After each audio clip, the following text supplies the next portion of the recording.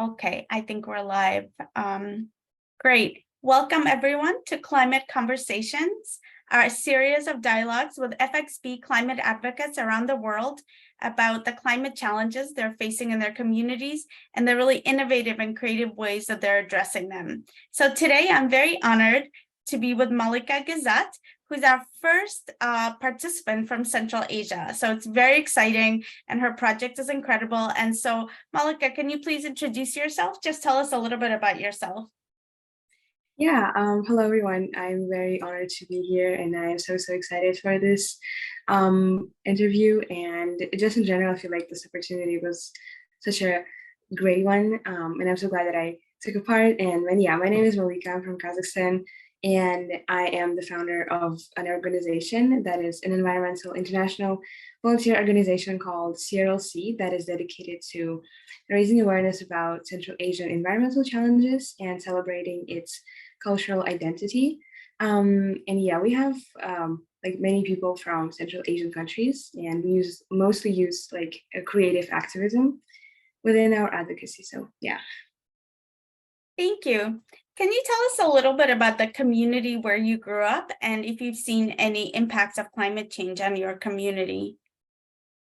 Yeah, definitely.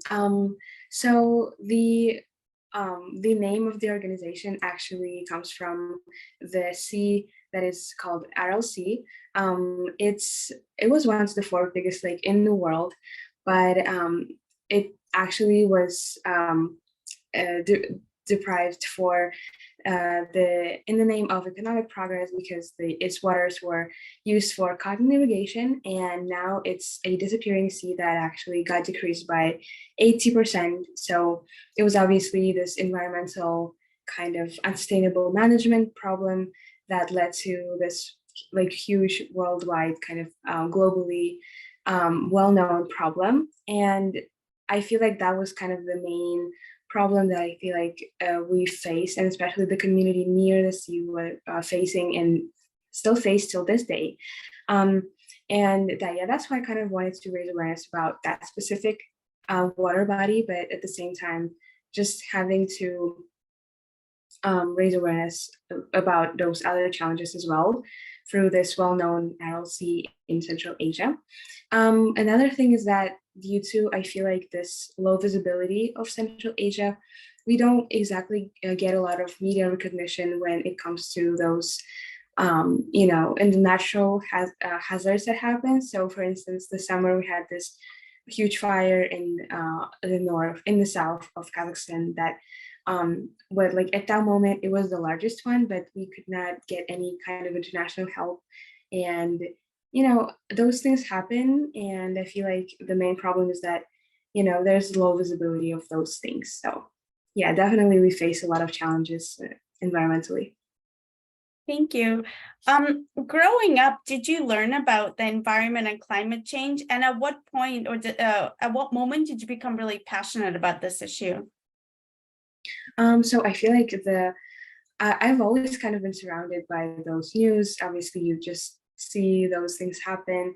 But the moment I kind of became passionate about it and I just realized that I can kind of have my personal impact on the problem was when I first participated in this creative climate contest that is called Bauxite Ocean Awareness Contest. And I am very passionate about video editing. And so it was a contest where I created like a video about climate change. And it was in ninth grade. And then I just saw this amazing community of people creating like creative arts on those environmental topics. And I just realized how every kind of person there was just doing their own thing. And despite the kind of impact being so relatively small, they were keep doing it. And it was just so like enlightening and encouraging. So I feel like from that moment, I just started to get involved with so many environmental organizations and working with them and then creating my own. I feel like was not a lot of emphasis on environmental science at school. So I feel like I've mostly learned about it like on social media and on the internet. So yeah, that was probably how I just found out this passion of mine. Thank you. And what led you to start your own organization, and why cultural activism and expression through art and culture? Yeah, that's a great question. I feel like with me working with Bausi further on within the Future Blue Youth Council, which is an organization, like not an organization, but a community of 14 people, climate advocates around the world, I've just noticed how, like in general, there was just so little information about Central Asia and those countries in Central Asia, and in general, like we just don't necessarily participate in those international things. But I just kind of started seeing more and more of this problem like resurfacing, how we can't really talk about like it's not like it felt like we couldn't really ask for help in environmental with our environmental problems. There was also this problem of some people like having wrong probably like those stereotypes about our country. So I was like, I thought that there's definitely something that I wanted to contribute to, in like at the intersection of environmentalism and cultural activism, because of just combining those two, because obviously, I feel like every nation's culture is just directly connected to the nature. I thought it would be nice to just have that opportunity to give those people, for them to write those articles or create posts about their culture and also environment and how those are connected and intersected. Just to be able to use their own voices and amplify their voices through art. So, Can you tell us, how do you spread the word? What kind of art forms of art have young people contributed? Tell us a little bit more. What countries across Central Asia are involved? yeah, so the main product that we're working on is our Read and See LLC magazine, which is an online magazine, and we are working on our second issue, and the first one came out in August. And this is kind of the main thing, because we currently have about 30 members from 4 Central Asian countries. And also we have one member from Ukraine that also writes about Central Asia. So it's the community like that we have, each person just writes those articles or stories about their own countries and their community in the magazine. And it's just so nice, because you are able to read what this person from that specific country talks about the country. So it's like a very kind of true message that comes from them. And it's just nice to to give them an opportunity to talk about what they love. And the other thing that we do is we create educational posts on Instagram. So we have around, I think, 40 posts right now about, like, again, those people talk about their countries, about the environmental like heritage that they appreciate, or the cultural aspects as well. So about food, or those environmental lakes, like environmental aspects of their lives. So like their posts about LLC, Caspian Sea, and just this is how they spread the word, about those not only problems, but also just celebrating the existing natural heritage that they have. Yeah, it's so important. And you mentioned that Central Asia doesn't always get the media coverage, or sort of maybe present at these talks. What would you want viewers to know about Central Asia, your country, and then more broadly Central Asia, that probably people don't know? Most people probably don't know much about Central Asia. Yeah, I feel like it's kind of correlated to the fact that Central Asian countries gained like independence from the Soviet Union rather like not that long ago, so only 30 years ago. And up until like 1990, there was this existing like Soviet Union that just it was like one country, like we could say.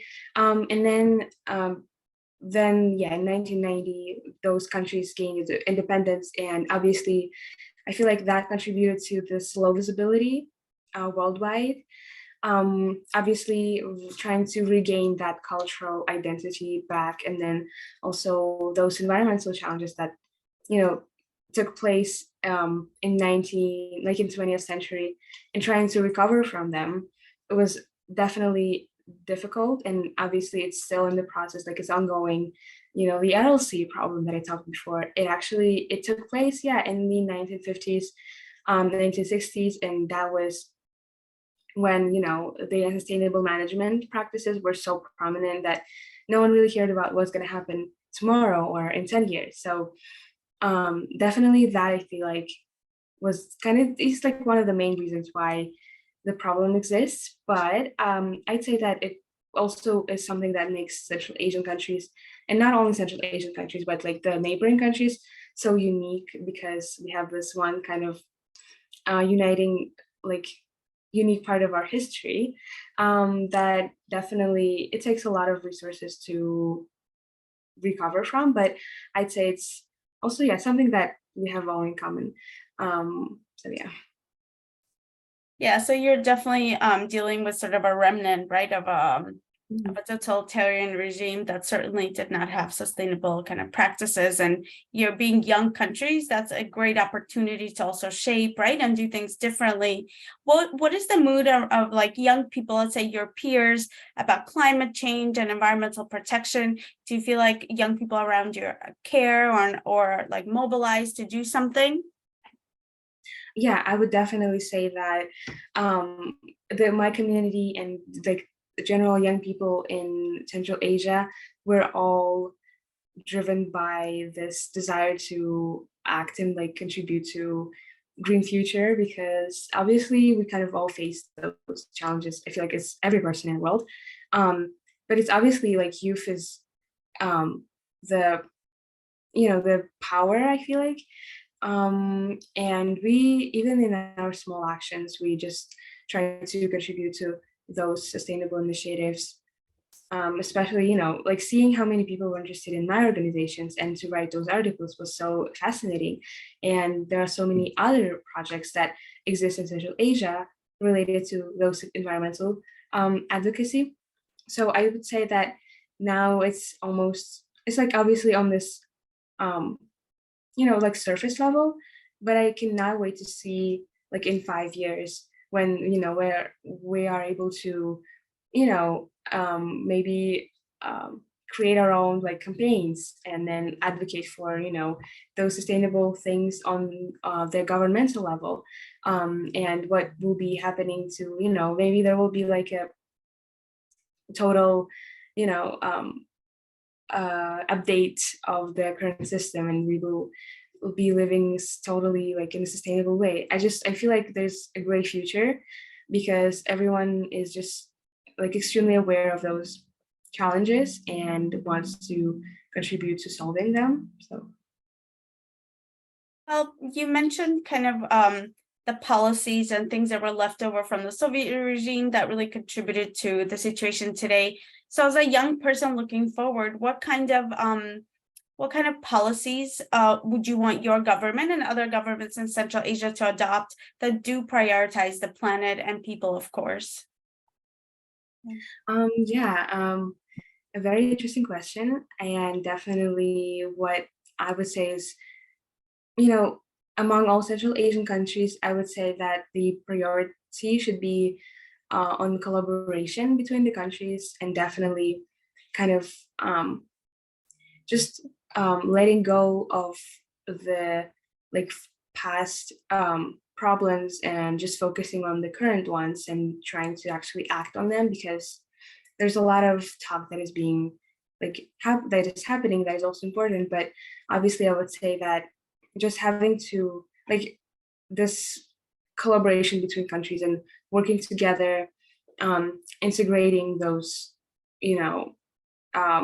community actions towards working on those um, problems would be nice. So firstly, I would say that like just having to ban those unsustainable practices, and I feel like still now it exists that some companies like derive waters from rivers for their own usage, and it's extremely unsustainable. I would say that banning the VAT and all. Secondly, incorporating like circular economy, even like in the fast fashion industry, it's something that I feel like every person can do, like donating back the clothes to those, mass market shops, and then they can actually, like, without greenwashing, they have to really recycle those clothes and put back new ones. Like, and there's so many ways to just include those sustainable actions into our daily life, but yeah, they do have to be implemented by the government actually. So I would say, yeah, just starting from those big things, as like collaborating with those countries, and banning the usage of like natural resources for those economic purposes, and then including like personal impact goals into the policies. Yeah. That's really comprehensive. Thank you. What do you think is the role of young people in igniting kind of real systemic change? Have you seen young people mobilize in your country, or are there any other efforts that you've admired or want to replicate in your country? Um, yeah, I would say that, yeah, like the youth in my country, especially I'd say in my school, even, we are all pretty active in the environmental space, like starting from those school clubs and then those even international initiatives. Um, you know, I would say that the youth really works hard to raise awareness about the challenges, and then um, also like connecting other people. So it's very like a collaborative action. What I would like to implement in like my community would definitely be just like encouraging people to like actually follow the like environment, like eco rules, such as having to like not use the plastic bag but carry your own plastic bag, or just buy a shopper, or maybe like reduce your meat consumption, or there's so many things um that I feel like are kind of common in different countries. Like, in Europe, probably like recycling is just everywhere. But here it's not exactly that developed yet. So I would say definitely just trying to, first of all, kind of have this personal impact. And then further on, I would say proposing those ideas such as recycling, well, like, and then um, composting, and yeah, like I feel like that's gonna happen in a few years. Thank you. I love how you outline kind of individual personal actions, but really coupled with systemic and policy change to make those actions easy and more permanent and just the norm. Yeah, thank you. Can you tell me, how did you learn about the FXB Climate Advocates Program, and why did you decide to join, and what did you get out of that experience? Yeah, so I found out about this program through the Future Blue Youth Council, where I met my friend from Dhruv. His name is Dhruv, from India. He recommended the program because he participated in it, and he was like, apply. And I did apply, and he did actually say that you're probably going to be the first one from Kazakhstan, so like definitely check it out. So I was very happy that, yeah, like he introduced me to the program. It was so nice. So yeah, that's how I learned about it. So it's literally really just great to have connections from all around the world who can recommend those great initiatives. What did you learn from the program, and how did it shape sort of the work that you're doing now? I feel like it really transformed the way I see environmental advocacy, because I was able to meet those amazing people on the meetings who spoke about their own work, and it was just so empowering to see how many people are just connected and united by this one goal. We use so many different methods and tools to like actually promote this action, but again, it's like we're just doing it all for with one purpose. So I was definitely encouraged even more to connect with other people from other countries, and yeah, I'm very grateful for that experience. Thank you. What advice would you give to, we're starting a new cohort this Saturday with 125 new participants and a number, probably like 6 or 7 from Central Asia, which is very exciting. What advice would you give to them to take the most advantage of the program? So I would say definitely like attend all the meetings and read the agenda because there's so much useful information there. And secondly, like connect with those people that are there, especially from different countries, from different continents. Like definitely exchange emails, LinkedIn accounts, whatever, just to stay connected. There's also, I feel like, a way to maybe collaborate. If you found that there's another person that does a similar thing to what you do, definitely like hit them up and say that you propose to create one project together. And I feel like that would be such a nice experience to have.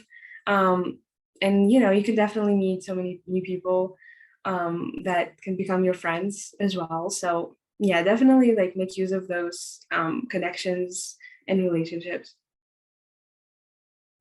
Thank you. That's great advice. So there are probably many young people watching this interview on Facebook and others when we post it on YouTube. And they may want to do something in their community, but maybe they're insecure because they're young. They say we can't vote or we don't have financial resources. But you've done a lot as a young person. So what advice would you give to a young person just starting out who may feel really hesitant? What advice would you give to them to get started?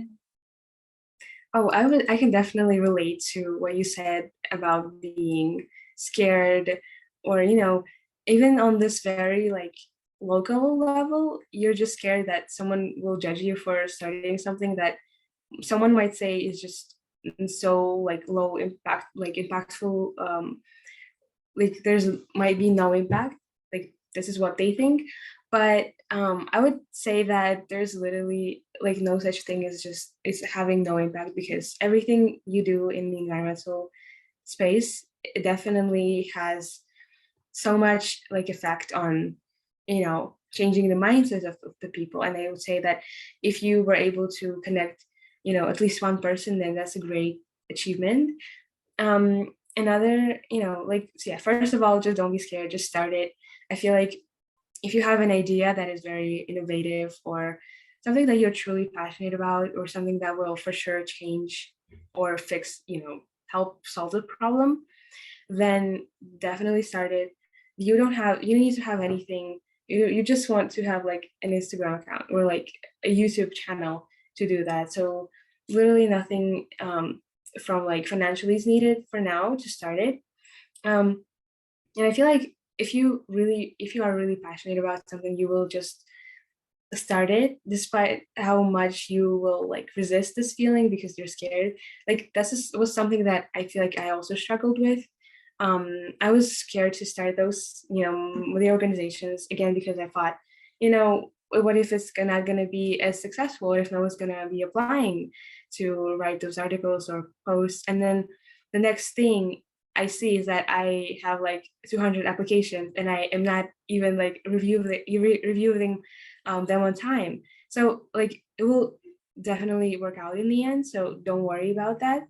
And the second thing is definitely just work with the approach. Be sure that it's a very unique one, something that something that some is not was not done before. And for me, when I was starting it, I feel like I also had initiated, like I had another idea firstly, but then I kind of changed it. And so, there's definitely room for any kind of changes or adjustments. So yeah. Yeah, I would say just go for it. Like, don't worry and just do it. Thank you. Have you had any mentors or people who've really supported or guided you in your journey around climate action, or just in your activism in general? Definitely.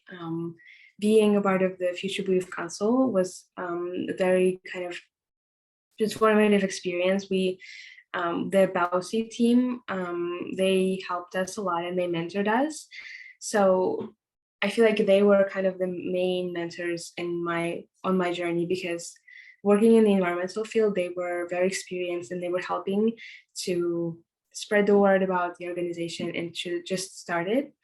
I would say also that my English teacher was helpful, and she supported me as well with my, firstly I started my club at school, which was like last year, and then it kind of grew up like it, and then I just realized that maybe I need to make a more international impact, and that's how I created the CRLC. So definitely, she was also there to support me. So tell us a little bit about your future plans. What do you hope to study? What do you want to be? What kind of impact do you want to have? You're already making a big difference, but tell us what your vision for the future is. Yeah, definitely. So I I feel like the one kind of um I would say transformation, or something that I just had this realization in the past 2 years, is that I really want to study something that is related to environmental science, which I feel like if you told me this, 4 years ago, I would probably like not believe this. But now seeing how how passionate I am about environmental field, I just know for a fact that I want to definitely connect it to my future career. So I really hope to study environmental science in the university, and then probably work somewhere like in the sustainable management field, something that again like I know a lot about. So yeah, these are like the future plans. Thank you so much, Malika, for your time and for such wise and insightful conversation. I learned a lot, and I'm really inspired and impressed by the work that you do. So please stay and remain active in our FXB Climate Advocates community. There are many advocates from around the world, and we'll continue to support you as well. And can't wait to see the next issue of the magazine and to keep supporting you on your journey. Thank you so much. And you're our first, but you opened the door to many more young people across Central Asia to connect to this global community on climate change and to really transform the region. I'm from Ukraine myself. From many years ago, I moved before the Soviet Union fell apart. So it's really special for me to see the former Soviet republics really kind of forge their own identities and really kind of, it's a unique opportunity. How many countries can say they're only, whatever, 30 something years old, right? So it's amazing to meet young people like you who are really shaping the future of your country, of the region. And, I think as a result of your work, it will no longer be not profiled in the media. On the contrary, I think you will help kind of really increase the visibility of Central Asia and then the voices and the experiences of young people who are really shaping, right, the future. You want sustainable practices. You want to have the RLC around for your children, right, and grandchildren to see. So thank you so much for your bravery and your hard work. And we're here to support you. Thank you, Malika. Have a Thank you great so day. much. Thank you. Thank you. Bye. Thank you. Goodbye.